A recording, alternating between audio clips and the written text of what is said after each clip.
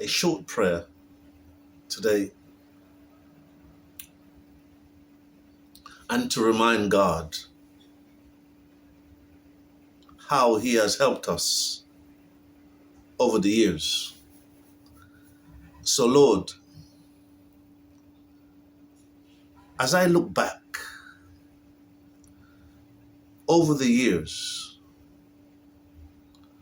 I have seen that you have intervened time and time again. In times of our need, you have come forth and has helped us. So just to remind you, Lord, we know and we understand it is a part of your character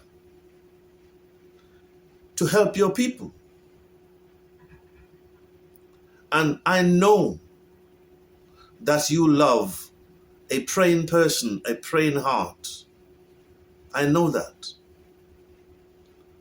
Because we, your people, not only pray, but we praise you as well.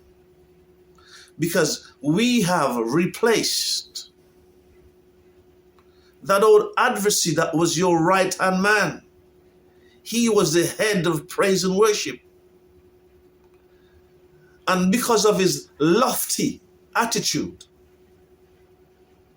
you had to kick him out of heaven. And we now